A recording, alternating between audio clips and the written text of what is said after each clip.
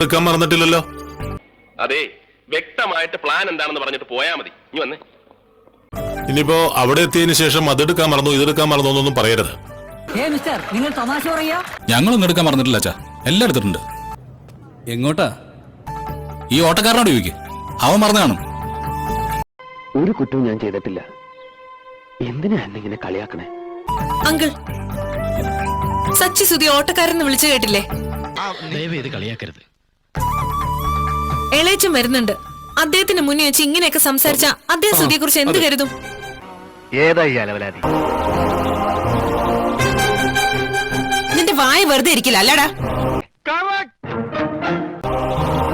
രവിയേട്ടാ. ശ്രുതിയുടെ ഇളയച്ചന്റെ മുന്നിൽ വെച്ച് സുധിയെ ഇൻസൾട്ട് ചെയ്ത് സംസാരിക്കരുതെന്ന് പറയവനോട്. എനിക്കൊരു അബദ്ധം പറ്റിയതാ. ഇത് എന്റെ വായ, ഞാൻ സംസാരിക്കും.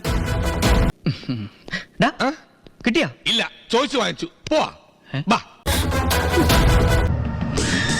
എടാ, ഇവരെ കുറിച്ചൊന്നും സംസാരിക്കരുതെന്ന് ഞാൻ നിന്നോട് പറഞ്ഞിട്ടില്ലേ? അങ്ങനെ പറഞ്ഞു കൊടുക്കണ രമണ. നീ ഇങ്ങനെയൊക്കെ പറഞ്ഞ വരുന്ന ആൾ എന്താടാ കരുത? അഭിപ്രായം. ഞാനൊന്നും പറയണ്ട, ഇവരെ കണ്ടാൽ തന്നെ അദ്ദേഹത്തിന് മനസ്സിലാവും ഇവനൊരു ഫ്രോഡാണെന്ന്. ഞാനാണ് ഈ ഏരിയയിലെ സാറിന്റെ സ്ഥിരം വേട്ടമൃഗം. ഫ്രോഡോ? ഞാൻ വരുന്നില്ല അച്ഛാ. അപമാനിച്ചേ ഞങ്ങി ഞാൻ പോയിക്കോട്ടെ.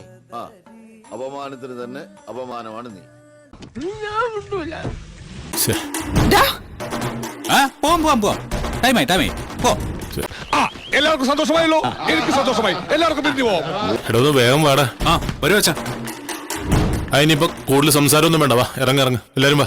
ഇതൊക്കെ എന്ത്? ആ വർഷ, നീ ഈ കാറിൽ കയറ്. നല്ല കാര്യായി. ഞാൻ ഈ കാറിൽ കയറില്ല. കയറിയ രേവതി ചേച്ചിയുടെ ഹസ്ബൻഡ് അതും ഇതൊക്കെ പറഞ്ഞുകൊണ്ടേയിരിക്കും. അയ്യോ, ഓർമ്മിപ്പിക്കല്ലേ പൊന്നെ. ഞാൻ പാതി വഴിക്ക് ഇറങ്ങേണ്ടിയും വരും.